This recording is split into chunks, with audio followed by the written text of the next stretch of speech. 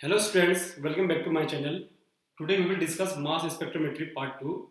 In the previous lecture we have discussed the general introduction of mass spectrometry along with its instrumentation and working. Now coming to the first part, flow chart diagram of mass spectrometer. Last वाले पे हमने जो lecture में पढ़ा था कि कैसे mass spectrometry का जो फंक्शन था ऐसा हमने उसको ब्लॉक डायग्राम से समझा था। इसी को हम फ्लो चार्ट के उसमें देखते हैं क्योंकि यह बहुत सारे कॉम्पिटिटिव एग्जाम में भी पूछता है कि करेक्ट सीक्वेंस क्या होगा या कहाँ से कौन सी चीज़ यहाँ पर मतलब कि उनका मेन फंक्शन क्या होगा। तो फर्स्ट स्टेप है, देखो in the very first step the given sample is injected through sample inlet, then the sample is vaporized with the help of heating plate in the vaporization chamber. अब यहाँ पे देखो vaporisation हमें क्यों इसको vaporise करना पड़ रहा है, तो वहाँ पर एक रीजन है क्योंकि जो हमने मास का प्रिंसिपल पढ़ा था उसमें क्या होता है, बम्बार्डमेंट ऑफ इलेक्ट्रॉन होता है और आयोनाइजेशन होता है।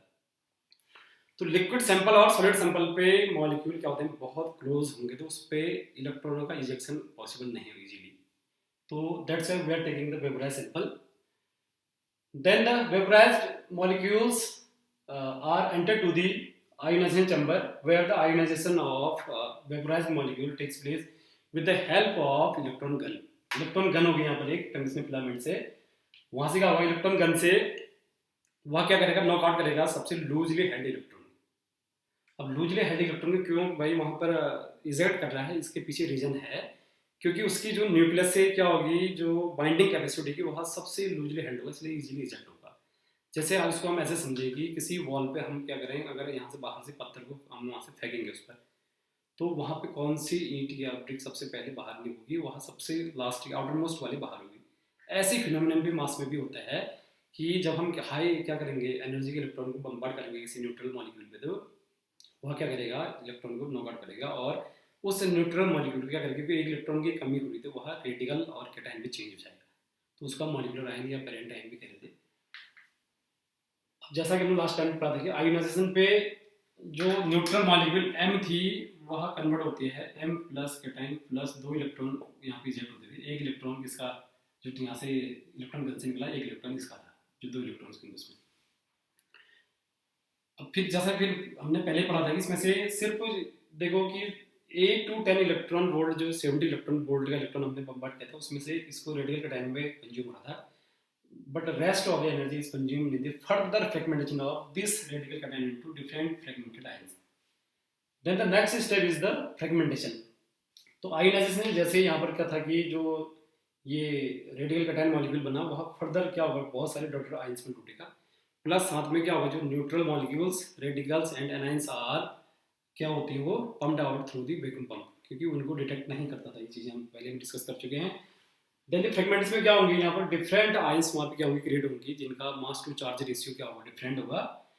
देन यहाँ से फ्रेगमेंटेशन के बाद एक्सीलरेशन, हम यहाँ से एक क्या होता है इलेक्ट्रिक फील्ड में वहाँ क्या करते हैं, इलेक्ट्रिक पोटेंशियल को हम क्या करेंगे वहाँ पर अप्लाई करेंगे, जिससे क्या होगा, जो यहाँ पर डिफरेंट आयंस क्या होंगे कैटायन, जिनका मास और रेशियो वहाँ पर क्या था, मास टू चार्ज रेशियो अलग अलग है, वहाँ क्या होंगे आगे को एक्सेलरेट होंगी। देन उसके बाद क्या होंगे, वह मास एनालाइजर में जाएंगे जहां पर क्या होगा, आयंस का डिफ्लेक्शन होगा, deflection of ions takes place in presence of extramagnetic field, तो जो डिपेंड करेगा उनके मास टू चार्ज रेशियो पे। तो जिनका मास कम होगा वह क्या होगा, जो उनका मैक्सिमम डिफ्लेक्शन होगा वह पहले क्या जाएगी, डिटेक्टर की हो जाएगी और उन्हीं का यहाँ पे क्या रिकॉर्ड भी हुआ है। इसलिए हम देखो यहाँ पे जो मास स्पेक्ट्रम लास्ट में फाइनली हम क्या करेंगे, यहाँ पर मास का सेपरेशन होगा अलग अलग आयंस का, और जिससे लास्ट में कलेक्टर में आएंगे और यहाँ पर क्या होगा आयंस डिटेक्शन में, यहाँ पर हम जो in the form off peak देख रहे हैं। तो here we are getting the peaks of different heights. तो डिफरेंट हाइट के पीछे रीजन क्या होगा, इसका भी हम आगे पढ़ेंगे, क्योंकि मास स्पेक्ट्रम में जो हम देखो, mass spectrum is plotted between the relative abundance versus mass to charge ratio. कई बुक में यहाँ पर जेड लिखता है या यहाँ पे ई से भी डिनोट करता है वो, तो वहाँ पे चार्ज, क्योंकि here Z equal to most of the cases की +1 होगा यूनिपॉजिटिव, इसलिए क्या होगा, जो यहाँ पर न्यूट्रल आयन का क्या था यहाँ पर मास होगा, वही उसका रेडिकल कैटायन जो मॉलिक्यूलर आयन होगा उसका भी इक्वली होगा, because mass is composed of only neutron and proton. Then ये तो हमने यहाँ से देखा कि कैसे फ्लो चार्ट की हेल्प से हम यहाँ पे समझ सकते हैं, क्योंकि बहुत सारे जो अगर हम नेट CSR इनके एग्जाम देते हैं उन पे भी यहाँ पर करेक्ट ऑर्डर पूछता है ये। तो so far we have studied the general working of the mass spectrometer कैसे ये काम कर रहा है।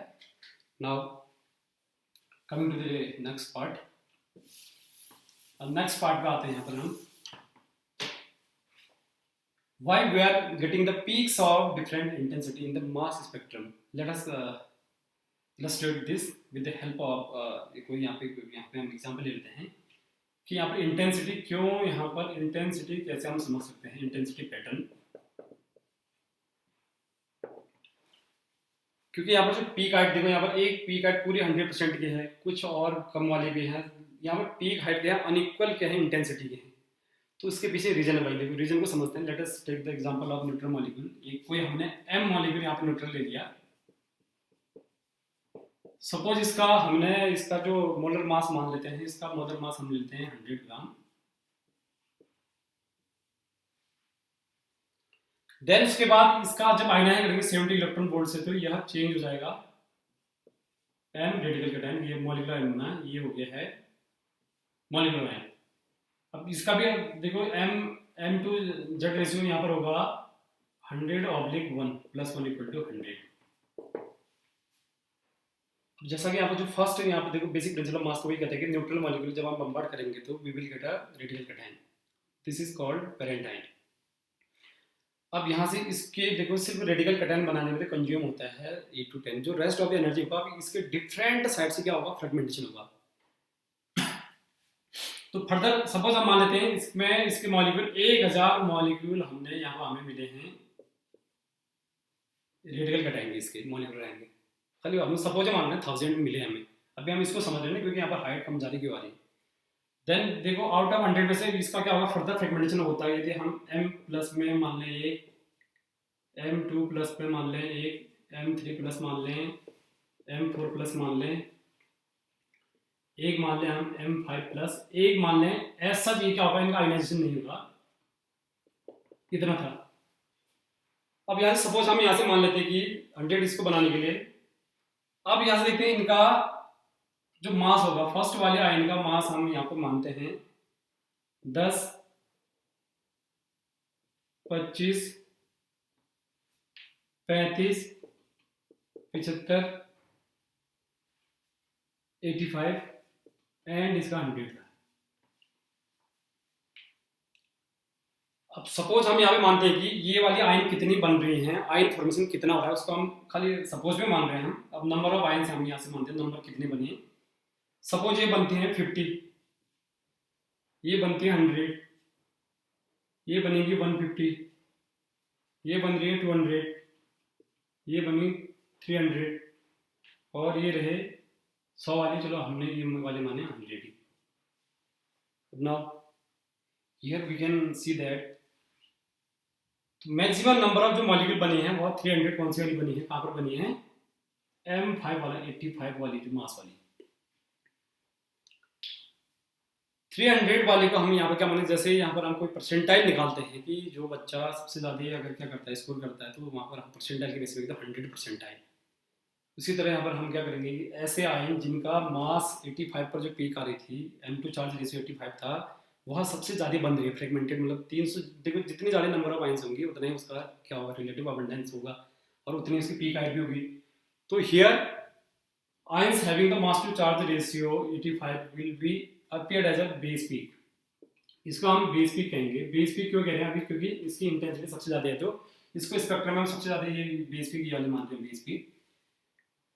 The intensity of other peaks can be calculated by comparing the relative abundance of these ions to this base peak. इस base peak की help से हम इजीली यहाँ पर मान लेंगे। अब यहाँ पे जो ये वाली थी, जो मास 10 पर कितनी बनी है, 50 बनी है, तो 50 वाले को हम क्या करेंगे, यहाँ पर से हम इसकी अगर इंटेंसिटी निकालने की क्या करेंगे, इसके देखो यहाँ पर हमने इसके रेस्पेक्ट में निकालना, जो सबसे इंटेंस पीक उसके रेस्पेक्ट में यहाँ पर कम ज़्यादा हाइट आई यहाँ पर। तो हम फर्स्ट वाले कैसे मानेंगे, इसको हम क्या करेंगे 50/300 × 100। तो यहां से इसके लगभग ये आएगी 13%।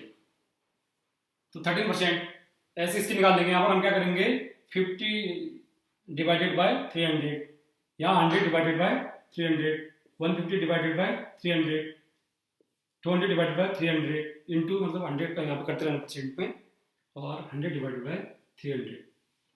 तो देखो मास स्पेक्ट्रम पे जो हम मास स्पेक्ट्रम इजीली यहाँ पे हम इसको समझ सकते हैं, क्योंकि ये चीज़ें समझ में आएंगी तब अगले पार्ट समझ में आते हैं, जब हम फ्रेगमेंटेशन पैटर्न्स ऑफ एल्केन्स या जो भी डिफरेंट और ऑर्गेनिक जो हम जितने भी कंपाउंड उनका पढ़ेंगे तो वहाँ ये चीज़ें बार बार रिपीट होंगी। तो देखो यहाँ पर सबसे ज़्यादा जो पीक हाइट थी वह है बेस पीक इसकी, और होगी हाइट कम जाती है, लेकिन जो सबसे ज़्यादा हाइस्ट मास की पीक होगी इसको हम कहेंगे मॉलिक्यूलर आयन पीक। और कभी भी यहाँ पे मास स्पेक्ट्रम में मास टू चार्ज रेशियो क्या होगा, इंक्रीजिंग ऑर्डर में बढ़ेगा यहाँ से एक्स एक्सिस पे, और यहाँ पे रिलेटिव अबंडेंस 100% एक ही होगा बेस पीक, एक ही होगी बेस पीक।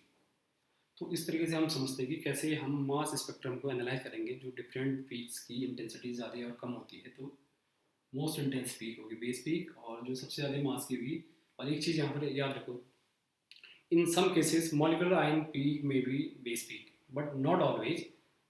कभी कभी क्या हो रहा है कि मॉलिक्यूलर आयन जब ये यहाँ से फर्दर था तो इसके नंबर ऑफ क्या हो रहा है कि आयन्स ज़्यादा बनेंगे, तो उस केस में भी हम वहाँ पे क्या कहेंगे कि मॉलिक्यूलर आयन पीक जो होगी वह बेस पीक हो भी सकती है, बट यह ऑलवेज नहीं होगा, ये चीज़ें मानने में तो कंडीशन होगी। तो इस तरीके से हम यहाँ पर समझते हैं कि कैसे हम इंटेंसिटी का यहाँ पर हम मेजरमेंट कर रहे हैं ये। Now coming to the next part, ionization techniques.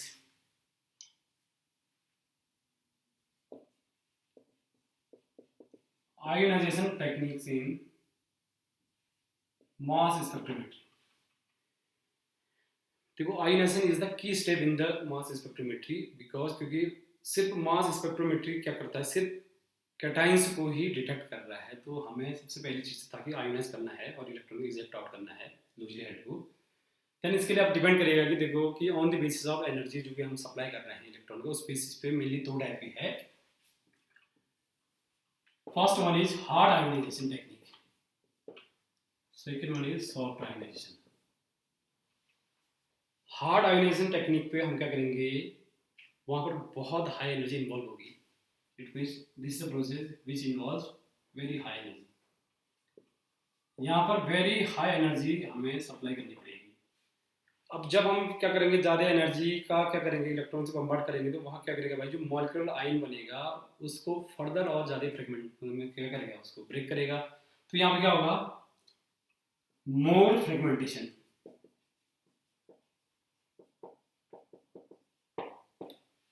तो जब फ्रेगमेंटेशन ज़्यादा होगा, मोर फ्रेगमेंटेशन, तो इसका मतलब जब न्यूट्रल सैंपल था उसके बाद क्या बना, रेडिकल कैटायन बना, तो उस केस में जब क्या होगा, एनर्जी और ज्यादा थी, इसका क्या होगा भाई, और ज्यादा फ्रेगमेंटेशन और ज्यादा होगा। तो इट मींस वहां पे क्या होगा, ये जो आयन थी मॉलिक्यूलर आयन थी उसकी इंटेंसिटी कम होगी, क्योंकि यहाँ फर्दर और फ्रेगमेंट में और क्या हो रही है, ब्रेक हो रही है। तो यहाँ पे क्या होगा, less intensity of molecular ion. ये चीज हम समझ लें, यहाँ तीन स्टेप हो। हार्ड में क्या होगा, वेरी हाई एनर्जी वहां पर यूज होती है, दूसरा मोर फ्रेगमेंटेशन होगा, की पॉइंट दिखा रहा हूं बस मैं सिर्फ, और तीसरा होगा less intensity of molecular ion.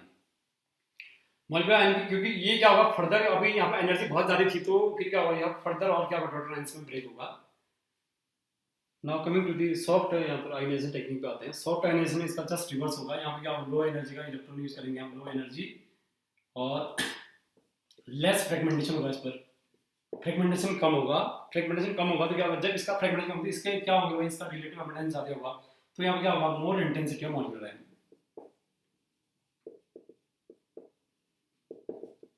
More intensity of molecular ion.